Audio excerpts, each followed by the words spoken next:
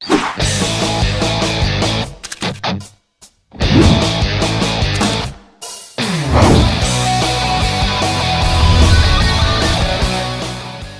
meu caro aluno, eu sou o professor Sérgio Baltzer, professor de Legislação Penal Especial aqui do nosso Estúdio Aulas. Hoje nós veremos a Lei 12.037 de 2009, uma lei que regulamenta o inciso 58 do artigo 5º da Constituição Federal.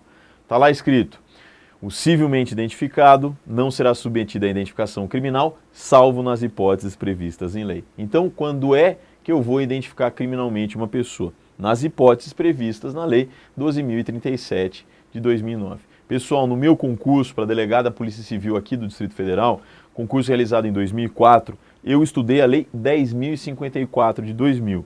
Então, no seu caderno, você vai falar: a Lei 12.037 de 2009 revogou a Lei 10.054 de 2000.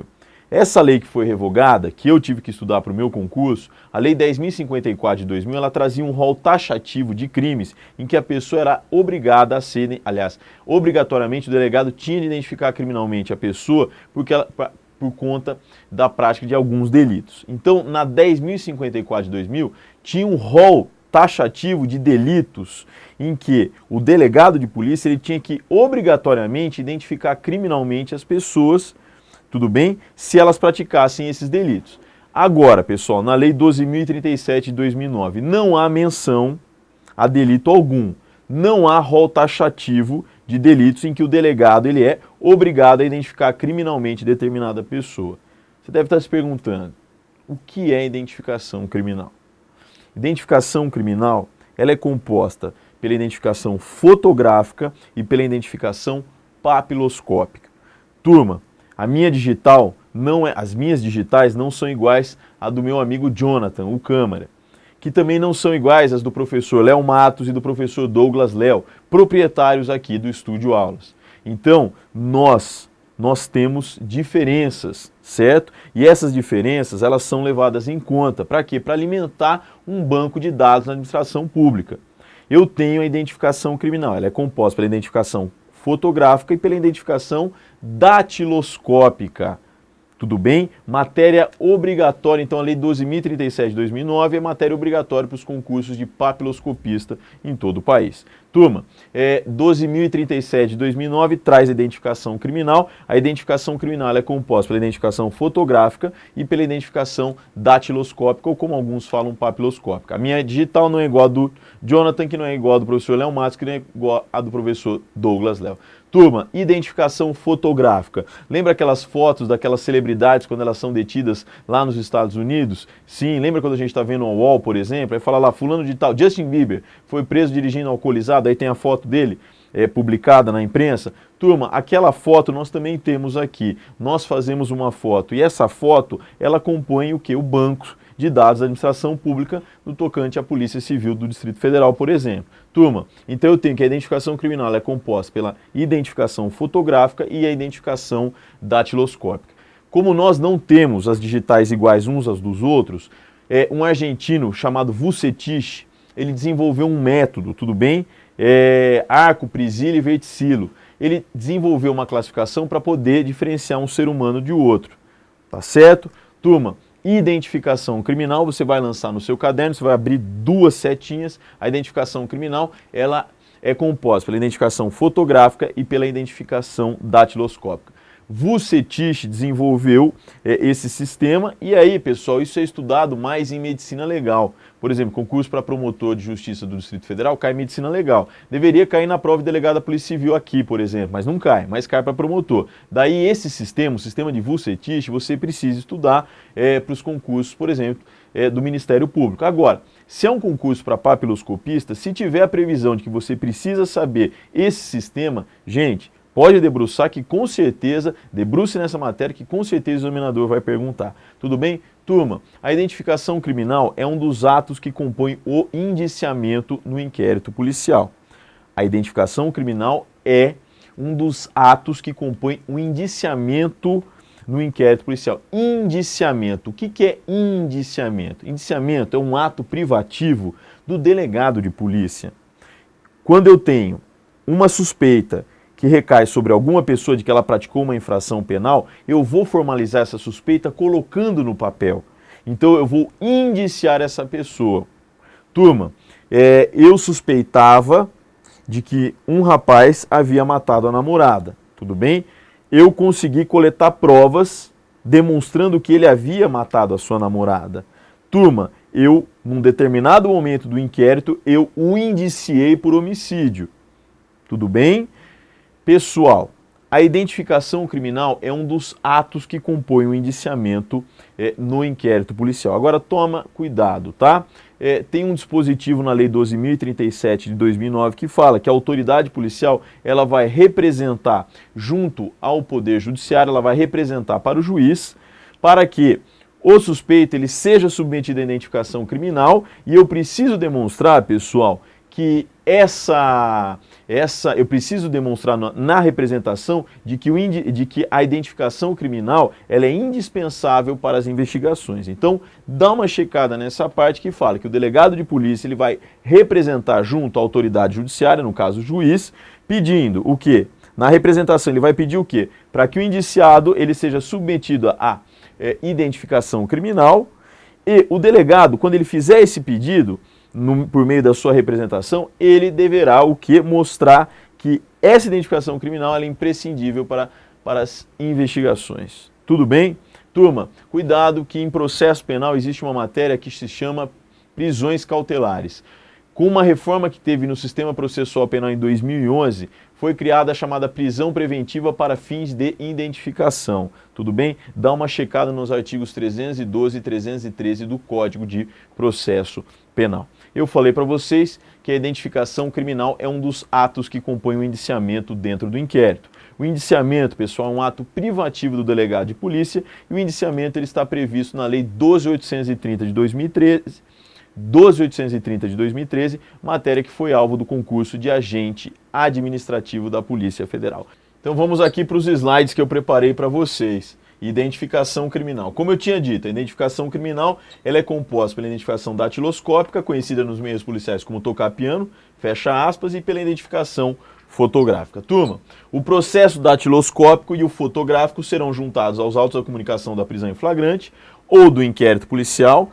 No processo penal, turma, eu posso instaurar um inquérito policial por portaria, tudo bem? Ou por meio de auto de prisão em flagrante. O professor Fernando Capês ainda ele enumera que o inquérito poderá ser instaurado por representação da vítima ou do seu representante legal, por requerimento da vítima ou do seu representante legal, por requisição do juiz, por requisição do promotor e por requisição do ministro da Justiça. Tudo bem? Vamos na sequência.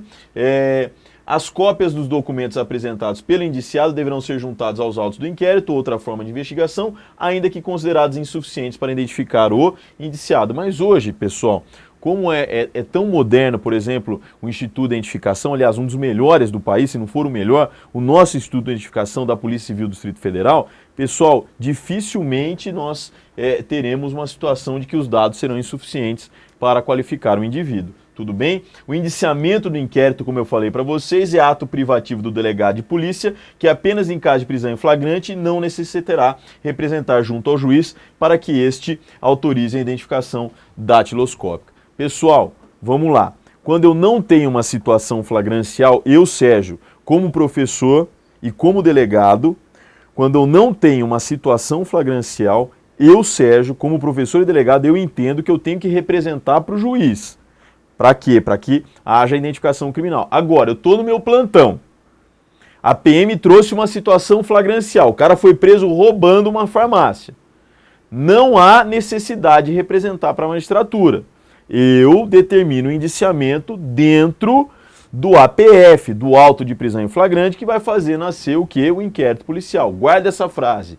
O auto de prisão em flagrante, ele faz nascer o inquérito policial. Então, situação que não é flagrancial, situação de plantão policial. Eu, Sérgio, como delegado, não preciso representar para o juiz para que haja autorização para identificação criminal. Agora, outras situações não flagranciais, aí sim, pela leitura da lei, eu vou ter que tomar essa providência da identificação criminal. Tudo bem? Vamos lá na sequência. No caso de não oferecimento da denúncia, ou sua rejeição ou absolvição, é facultado ao indiciado ou ao réu, após o arquivamento definitivo do inquérito ou trânsito em julgado da sentença, requerer a retirada da identificação fotográfica do inquérito ou processo, desde que apresente provas de sua identidade civil. Pessoal, então vamos lá. O promotor de justiça entendeu que era caso do quê? De arquivamento do inquérito. Tá certo? O promotor de justiça teve a sua denúncia rejeitada pelo juiz. Tudo bem? Ou no final do devido processo legal, o réu foi absolvido.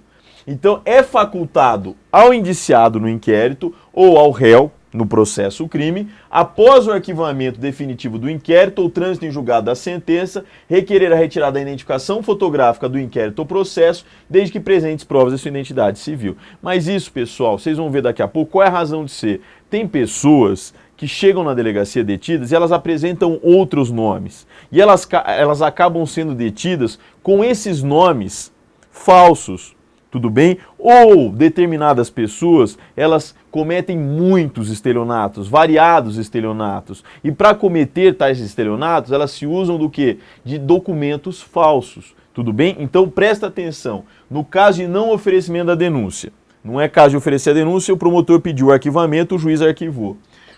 O promotor ofereceu a denúncia, mas o juiz rejeitou essa denúncia. Ou depois do devido processo legal, o sujeito foi absolvido.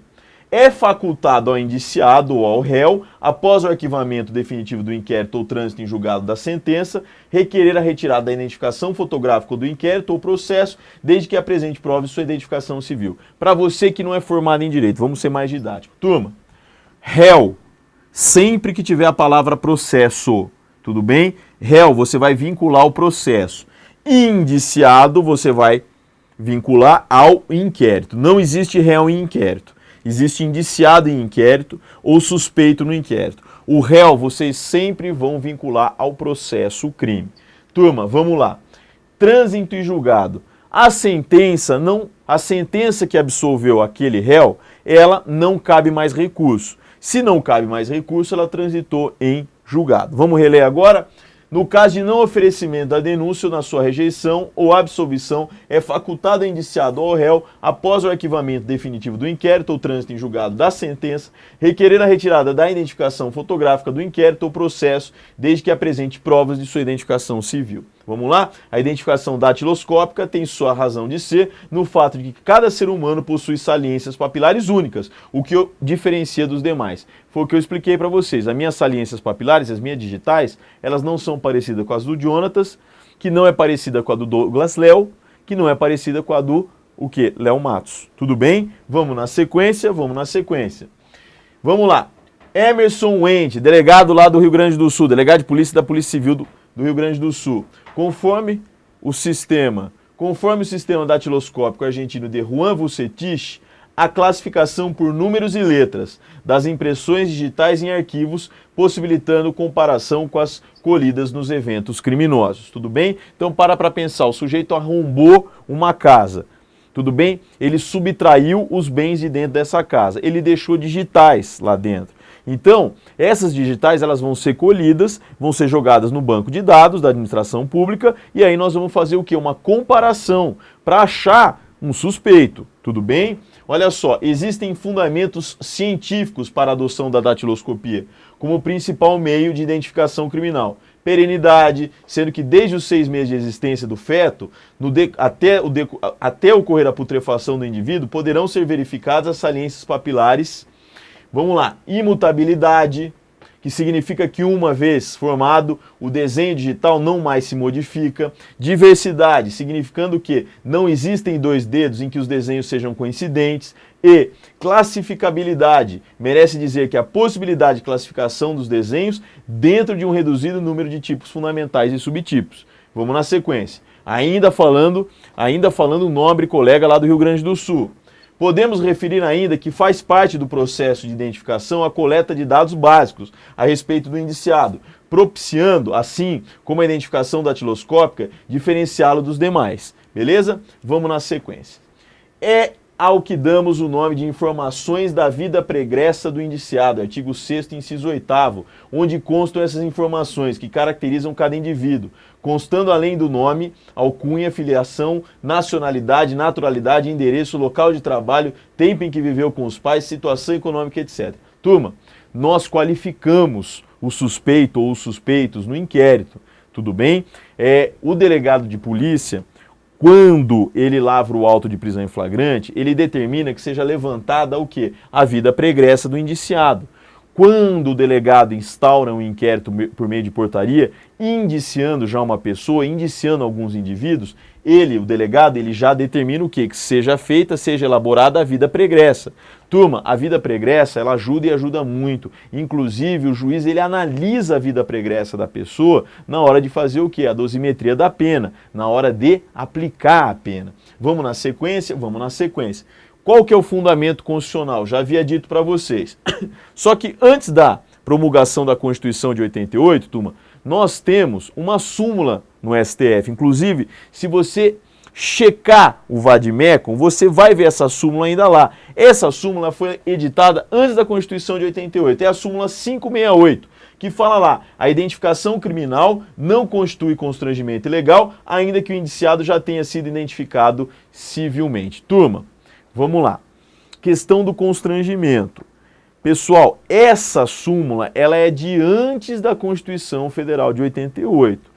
Para que haja identificação criminal, para se evitar o constrangimento, eu preciso observar hoje, atualmente, a Lei 12.037 de 2009, que regulamenta quando a pessoa vai ser identificada criminalmente. Eu gostaria que vocês dessem uma checada, eu gostaria que vocês todos dessem uma checada na súmula 568. Vamos na sequência. Como eu disse para vocês, em 88, a Constituição passou a dispor, em seu artigo 5º, inciso 58, que o civilmente identificado não será submetido à identificação criminal, salvo nas hipóteses previstas em lei. Vamos na sequência. Assim, não há que se falar em vedação constitucional para a realização do exame datiloscópico, uma vez que a Constituição Federal, como visto acima, permite que nas hipóteses legais se realize a identificação criminal. Não há como um advogado chegar e sustentar que as pessoas não devem ser submetidas à identificação criminal. Por quê? Porque a Constituição, ela fala que o civilmente identificado não será submetido à identificação criminal, salvo nas hipóteses previstas em lei. Então o advogado, ele não pode chegar para mim e falar: doutor, meu cliente não vai ser submetido à identificação criminal. Eu vou falar que vai, tudo bem? Mas eu vou ter que fundamentar numa das possibilidades previstas na Lei 12.037 de 2009. Vamos lá? Tendo em vista se tratar de uma norma constitucional de eficácia contida, para regulamentá-la foi editada a Lei 10.054 de 2000, que eu já falei para vocês, que eu estudei para o meu concurso, mas ela se encontra o quê? Revogada. Ela morreu. Por quê? Porque entrou no lugar dela a Lei 12.037 de 2009. Vamos na sequência? O civilmente identificado não será submetido à identificação criminal, salvo nos casos previstos na Lei 12.037 de 2009. Incorrerá em crime de abuso de autoridade a conduta do delegado de polícia que submeter o indivíduo à identificação criminal fora das hipóteses previstas em lei, uma vez que a autoridade policial está sujeitando a pessoa a situação constrangedora ou vexatória. O que eu falei para vocês, de fazer com que a pessoa toque piano sem que tenha necessidade. Vamos lá? Quando houver necessidade da identificação criminal, a autoridade encarregada tomará as providências necessárias para evitar o constrangimento do identificando. Tudo bem? Vamos na sequência. Quais são as hipóteses legais? Bom, turminha, aqui nesse slide estão as hipóteses que eram da Lei 10.054 de 2000. Não nos interessa mais. Vamos para as hipóteses da Lei 12.037 de 2009. Vamos lá. Aqui. A 12.037 de 2009 não reproduziu em seu corpo a obrigatoriedade de submeter a pessoa que não é civilmente identificada à identificação criminal. Deixa eu explicar para vocês. Uma vez eu prendi um sujeito que deu uma paulada no olho de um traficante. Era um mendigo que gostava de tomar uma cachaça e não queria crack. Esse mendigo, ele ficou puto com um traficante de rua. Esse mendigo pegou um pedaço de pau e deu na cara do traficante. O traficante perdeu a visão. Turma, esse mendigo não tinha identificação civil. O que eu fiz? Eu submeti a identificação criminal. Porque a lei que eu estudei, a 10.054, mandava identificar criminalmente quem não tivesse identificação civil. E hoje, presta atenção, a 12.037, de 2009, não reproduziu em seu corpo a obrigatoriedade de submeter a pessoa que não é civilmente identificada a civilmente a identificação criminal. Então, turma, quem não for civilmente identificado e cometer um delito não é obrigado pela 12.037 de 2009 a ser identificado criminalmente pelo delegado de polícia, tudo bem? Então olha o que eu coloquei aqui, a 12.037 de 2009 não reproduziu em seu corpo a obrigatoriedade de submeter a pessoa que não é civilmente identificada à identificação criminal. Tudo bem? Vamos lá, vamos na sequência. Também, não há na Lei 12.037 de 2009 a obrigatoriedade de se identificar criminalmente os autores dos crimes mencionados. Dependerá do caso concreto a determinação de submeter o indiciado à identificação criminal. Turma, no passado, homicídio doloso, crimes contra o patrimônio praticado mediante violência, grave ameaça, crime de receptação qualificada, crime contra a liberdade sexual ou crime de falsificação, as pessoas que cometessem esse delito, pela Lei 10.054 de 2000, elas eram obrigadas a serem identificadas criminalmente pelo delegado de polícia. Esse rol taxativo que estava na Lei 10.054 de 2009, esse rol taxativo, homicídio doloso, crimes contra o patrimônio praticado com violência ou grave ameaça, crimes contra a liberdade sexual, crime do quê? De falsificação de documento. Turma, esses crimes que estavam no rol taxativo da Lei 10.054 de 2009, aliás, 10.054 de 2000, 10.054 de 2000, esses delitos aqui não foram reproduzidos aonde? Na Lei 12.037 de 2009. Qual que é a frase que você vai ter no seu caderninho? Não há, do verbo haver, na Lei 12.037 de 2009, a obrigatoriedade de se identificar criminalmente os autores dos crimes mencionados. Aqueles que eu mencionei. Dependerá do caso concreto a determinação de se submeter o indiciado à identificação criminal. Volta aqui um pouquinho. Eu entrei na polícia em 2006. Eu tive que estudar a Lei 10.054 de 2000. Quando eu fiz um flagrante de roubo, quando eu fiz um flagrante de estupro, pela lei, que vocês não vão ter que estudar mais, mas que eu tive que estudar, pela lei eu era obrigado a identificar criminalmente. Tudo bem? Tais infratores. E hoje, não há na Lei 12.037 de 2009 a obrigatoriedade de se identificar criminalmente os autores dos crimes mencionados. Dependerá do caso concreto a determinação de submeter o indiciado à identificação criminal.